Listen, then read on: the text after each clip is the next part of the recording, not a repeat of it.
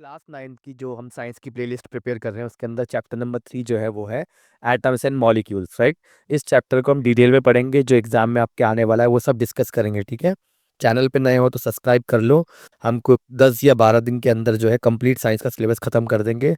और आपका most of the paper के जो क्वेश्चंस हैं वो इन्हीं वीडियोस में से आएंगे। आप इन वीडियोस को देखिए और इनमें से नोट्स प्रिपेयर कीजिए फॉर योर एग्जाम्स, राइट।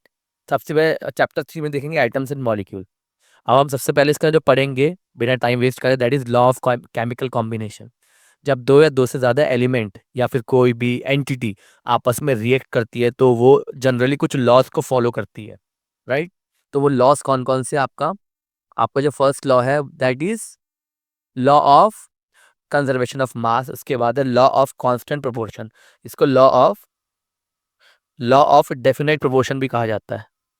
इसको लॉ ऑफ डेफिनेट प्रोपोर्शन भी कहा जाता है, ठीक है। इसको लॉ ऑफ डेफिनेट प्रोपोर्शन भी कहा जाता है। लॉ ऑफ मल्टीपल प्रोपोर्शन भी है। Law of reciprocal proportion, Gay Lussac law of combining volumes. ये तीन जो पार्ट है ना, ये तीन पार्ट जो है हमको क्लास 11th में पढ़ना है, क्योंकि क्लास 11th में भी आपका एक और क्लास 11th में जो है एटम्स एंड मॉलिक्यूल पार्ट 2 आएगा। तो हमको इस चैप्टर में लॉ ऑफ कंजर्वेशन ऑफ मास और लॉ ऑफ कांस्टेंट प्रोपोर्शन या फिर डेफिनेट प्रोपोर्शन को पढ़ना है। सबसे पहले हम देखते हैं लॉ ऑफ कंजर्वेशन ऑफ मास। इसको फ्रेंच केमिस्ट एंटोनियो लवोसियर ने 1774 में बनाया था। इस लॉ के हिसाब से mass can neither be created nor destroyed in a chemical reaction. For example अगर मैं बोलूँ ए प्लस बी अगर कंबाइन करके सी बनाते हैं, so mass of A plus mass of B जो है वो बराबर होगा मास ऑफ सी के, है ना। सो रिएक्टेंट का जो मास है प्रोडक्ट का मास सेम होगा। So that is law of conservation of मास, है ना। जहाँ पे अब एग्जांपल के तौर पे हम देखते हैं carbon plus oxygen equals to carbon dioxide. आप यहाँ पे देखेंगे ये कितना है, 12 ग्राम है, राइट। और ऑक्सीजन कितना होता है, 16 ग्राम का ऑक्सीजन होता है, तो दो ऑक्सीजन है। So it will be equals to 16 two 32 grams, ठीक है। सो विच मीन्स रिएक्टेंट का जो मास है वो कितना हो गया यहाँ पे, 44 ग्राम्स। कोई प्रॉब्लम तो नहीं है। अब मैं क्या करता हूँ, यहाँ पे प्रोडक्ट का मास निकालता हूँ। यहाँ पे कितना होगा, 12 gram plus 32 grams which is equals to 44 grams. आपने देखा कि कार्बन प्लस ऑक्सीजन का जब मास जोड़ा गया था वो कार्बन डाइऑक्साइड के बराबर आया। So that is called law of conservation of मास। अब आते हैं हम लॉ ऑफ डेफिनाइट प्रोपोर्शन या फिर लॉ ऑफ कांस्टेंट प्रोपोर्शन, ठीक है। लॉ ऑफ कांस्टेंट प्रोपोर्शन भी बोलते हैं इसको, law of constant proportion. It was proposed by Louis Proust in 1799। इसमें क्या बोला गया है, a chemical compound always consist of same element combined together in a same ratio, ठीक है। Same ratio of whole number भी बोल सकते हो। फॉर एग्जांपल अगर आप देखो सेम रेशियो बाय मास बोल सकते हो आप, ठीक है। So a chemical compound always consist of same element combined together in a same ratio by mass. यहाँ बाय मास लिख लीजिए आप, ठीक है। अगर मैं हाइड्रोजन को लूँ, सॉरी अगर मैं वाटर का मॉलिक्यूल लूँ तो इसमें क्या होता है, दो हाइड्रोजन और एक ऑक्सीजन होता है। इनका मास का रेशियो देखा जाए so 2 into 1 ratio 16 which is equals to 2:16 which is equals to 1:8। मतलब इनका जो मास का रेशियो वो 1:8 आया। अब तुम कहीं से वाटर का सैंपल उठाओगे ना तो उसके अंदर तुमको दो हाइड्रोजन और एक ऑक्सीजन ही मिलेगा, ठीक है। मतलब अब वाटर का सैंपल कहीं से भी हो आपको रेशियो 1:8 ही मिलेगा। समझ में आया कि नहीं आया बोलो, है ना। Chemical compound always consist of same element combined together in same ratio by मास। और अगर वाटर का मॉलिक्यूल उठा रहे हो तो उसके अंदर आपको एलिमेंट भी सेम ही मिलेंगे, हाइड्रोजन और ऑक्सीजन, और कुछ नहीं मिलेगा, ठीक है। अब हम देखते हैं डाल्टन की atomic theory which is very very important from examination point of view. इसके अंदर फर्स्ट जो है, matter is made up of individual particle. Matter is made up of individual particle called atom.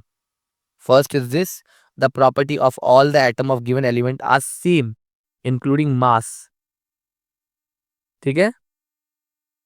और इसको हम क्या लिखते हैं, एनसीईआरटी बुक में क्या लिखा हुआ है, ये लिखा हुआ है जो मैं यहाँ पे सर्कल आउट कर रहा हूँ। All the atoms of an element have identical mass and chemical properties, ठीक है। और एक कोई एलिमेंट है आपके पास तो उसके अंदर जितने भी एटम होंगे उनका मास और उनकी केमिकल प्रॉपर्टी आइडेंटिकल होगी। ऐसा नहीं है कि अलग, जैसे कोई गोल्ड का आपके पास गोल्ड का मटेरियल है, ठीक है, उसके अंदर कई सारे एटम्स होंगे तो वो सारे एटम का केमिकल प्रॉपर्टी और मास सेम ही होगा। Atoms of different element combined in a fixed ratio two form compound.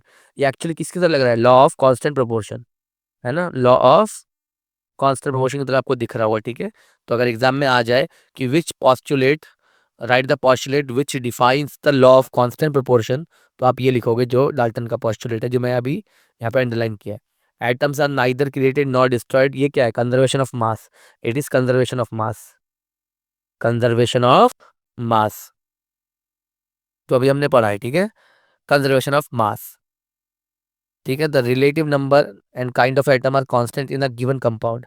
हमारा की नहीं आ रहा है, ठीक है, जिसे किसी भी, ये भी क्या है? लॉ ऑफ कांस्टेंट प्रोपोर्शन का एक एग्जांपल है। तो ये वाला जो है, ये सेकंड पॉइंट बहुत इंपॉर्टेंट है। Atom of given element have identical mass and chemical properties. और दूसरा वाला क्या हो जाएगा? Atom of different element have different mass and different chemical properties. आए कि नहीं आए बोलो? ठीक है, ये क्या है? आपको ये पॉस्टुलेट सारे पढ़ लेने, अपने हिसाब से आप छोटे छोटे करके लिख सकते हैं। अब आते हैं AMU। AMU जैसे, अब मैं आपको एक एग्जांपल देके समझाता हूँ। सपोज आप जो है आलू खरीदने आप किसी मार्केट में गए हैं, ठीक है, you suppose to buy some potatoes. तो वहाँ पे जो पोटैटोज को आप जब बाय करोगे, तो वहाँ पे जो उसकी यूनिट होगी केजी में होगी, राइट? 1 kg या फिर 2 kg। वहाँ पे ग्राम में तो नहीं होगी, या फिर लीटर में तो नहीं होगी। तो ऐसे ही एटम तो बहुत ज्यादा छोटे होते हैं। They are even we can not see atoms using the most powerful microscopes. ठीक है, सबसे ज्यादा पावरफुल माइक्रोस्कोप से भी हम एटम को नहीं देख सकते। Atom are very very very small. So इनके मास को कैसे दिखाया जाता है? तो इनके मास को मापने की जो यूनिट है, that is called atomic mass unit. इसको यू से दिखाया जाता है। पहले इसको AMU से दिखाया जाता था, बाद में इसको यू से दिखाया जा रहा है। सर में आया कि नहीं बोलो? तो अगर मैं यहाँ पे क्या लिखा हुआ है, an atomic mass unit is unit use to express the relative mass of an atom. सर में आया कि नहीं बोलो? 1 atomic mass unit is equal to 1/12 of the mass of carbon 12 atom. ठीक है, तो एटॉमिक मास यूनिट का क्या होता है? एटॉमिक मास यूनिट से हम किसी भी एटम के रिलेटिव मास को दिखाते हैं। ठीक है, और अगर एग्जाम में आ जाए डिफाइन एटॉमिक मास यूनिट, तो आप लिखोगे atomic atomic mass unit equals to 1/12 of mass of C12 atom. C12 क्या है? ये it is isotope of carbon. ठीक है, it is isotope of carbon. कोई प्रॉब्लम तो नहीं है यहाँ तक, है ना? अब क्या बोला है? An atom with a mass equals to 1/12 of the mass of the carbon 12 atom would have relative mass of 1U। ठीक है, सो 1U बराबर कितना है? 1/12 मास ऑफ ये AMU भी बोल सकते हैं इसको। ठीक है, मास ऑफ C12 एटम ऐसा होगा। तो अगर किसी का मास जो 1/12 है, ठीक है, उसको हम 1U बोलेंगे। ठीक है, और किसी का मास अगर कार्बन आइटम के दोगुना है, तो फिर 2U हो जाएगा। समझ आ रहा है कि नहीं आ रहा है? जैसे अगर मैं बोलूँ यहाँ पे एटॉमिक मास यूनिट नापना चाहता हूँ किसी का, तो 1/12 लिख देता हूँ, मल्टीप्लाई 2 लिख देता हूँ। ठीक है, हो जाएगा? 2 को बाहर निकाल लो तो कितना होगा? 1/2 मल्टीप्लाई C12 एटम। ये क्या U हो गया? तो which means it is equals to 2U। समझ में आ रहा है कि नहीं आ रहा है बोलो? सो एटॉमिक मास यूनिट आने पे आपको ज्यादा नहीं सोचना, आपको ये लिख देना है, ये पूरा लिख देना, आपको नंबर मिल जाएंगे पूरे जितने मिल सकते हैं। ठीक है, जितने मैक्सिमम नंबर थे। मॉलिक्यूल्स क्या होता है? अ molecule is a collection of 2 or more chemically bound atoms. ठीक है, it is made up of 2 or more atoms. जब 2 या 2 से ज्यादा एटम आपस में कंबाइन करते हैं in order to get stability. ठीक है, फॉर एग्जांपल सोडियम है, सोडियम और यहाँ पे क्लोरीन है मान लो। Both are highly reactive elements, right? Sodium जो हाईली इलेक्ट्रोपॉजिटिव एलिमेंट है, और ये हाईली इलेक्ट्रोनेगेटिव एलिमेंट है। ये दोनों एटम है, बट अभी ये जो है स्टेबल नहीं है। तो ये आपस में रिएक्ट करके बनाएंगे sodium chloride, and sodium chloride is the common salt, right? ये क्या हाईली स्टेबल है? ये क्या है? हाईली स्टेबल है। ना सोडियम स्टेबल है ना क्लोरीन स्टेबल है, but sodium chloride stable. And sodium chloride क्या है? It is a molecule. तो मैं कि नहीं आ रहा? So molecule is a collection of 2 or more chemically bound atom in order to get stability. अब मॉलिकुलर मास क्या होता है? अब मॉलिकुलर मास निकालते कैसे, मैं आपको दिखाता हूँ। ठीक है, मान के चलो मेरे पे क्या है? हाइड्रोजन, इसका मॉलिकुलर मास निकालना है। तो हम क्या करेंगे इसके अंदर? Molecular mass molecular mass of water equals to 2 times of mass of hydrogen, plus 1 times of mass of oxygen. ठीक है, ये कितना होगा? 2 मल्टीप्लाई मास ऑफ हाइड्रोजन 1 है, प्लस मास ऑफ ऑक्सीजन कितना हो जाएगा? 16। तो कितना होगा? 2 + 16 which is equal to 18। 18 AMU आएगी नहीं, या फिर 18U। ठीक है, अब ये क्या हो गया? मॉलिक्यूलर मास कितना हो गया? ऐसे आप क्या लेते हैं? मॉलिक्यूलर मास आप कैलकुलेट कर सकते हैं। बस आपको 1 से लेकर 20 तक एटॉमिक एलिमेंट याद करने होंगे, या फिर एलिमेंट याद कर रहे होंगे। ठीक है, 1 से लेकर 20 से आपको सारे एलिमेंट याद करने होंगे, ठीक है। कैल्शियम तक आपको सब याद कर लेना है। अब आते हैं मोल कॉन्सेप्ट के बारे में। What is mole concept? Mole concept क्या है, पहले हम देख लेते हैं मोल क्या होता है। अब mole is any substance containing as many as elementary unit as number of carbon atom in 12 isotope of carbon 12। समझ में आ रहा है कि नहीं आ रहा है? इसका मतलब क्या है, मोल क्या है, मतलब 12 ग्राम, 12 ग्राम कार्बन में कितने नंबर ऑफ एलिमेंट्री यूनिट्स हैं, एटम्स या मॉलिक्यूल, ठीक है। अब अगर मैं मोल की बात करूं तो पहले हमें अवोगाड्रो नंबर देख लेते हैं। अवोगाड्रो नंबर क्या है, एन ए से दिखाते हैं, which is equals to 6.022 10^23 particles. आपको ये एग्जाम में लिखना है ये पॉइंट, ठीक है। मास of one mole of monoatomic element is called gram atomic mass, ठीक है। अब देखो मुझे एक बात बताओ, ग्राम ऑफ वन मोल, मतलब अगर मैं बोलूं एक एटम का मास, बोलूं वन एटम मास,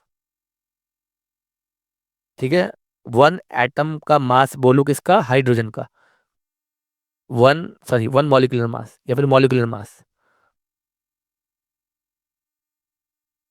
मॉलिक्यूलर मास बोलूं हाइड्रोजन का, तो कितना हुआ, 2 × 1 विच इज इक्वल टू 2। आए कि नहीं बोलो। अगर मैं बोलूं मॉलिक्यूलर मास बोला, अब मैं बोलूं वन मोल ऑफ H2 के पास कितना मास होगा वो देखना। तो हम क्या करेंगे इसके अंदर, 6.02 मल्टीप्लाई 23 मल्टीप्लाई, देखोगे अगर मैं बोलूं एक मोल हाइड्रोजन का मास कितना होगा तो आपको वही 2 लिखना है, लेकिन यहाँ पे जैसे यहाँ पे यू था, यहाँ पे क्या लिखना है, ग्राम लिखना है। फिर मारा कि नहीं आ रहा है बोलो। जैसे मैं अगर बोलूं वन मोल ऑफ ऑक्सीजन का कितना मास होगा, तो आपको जैसे मॉलिक्यूलर मास निकालते हैं वैसे ही निकालना है, 2 × 16 = 32।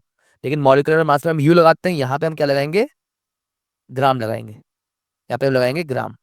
समझ में आया कि नहीं बोलो, है ना। तो इसी को हम क्या बोलते हैं, मोलर मास, ठीक है। जैसे helium, one the mass of one mole of helium equals to 4 gram.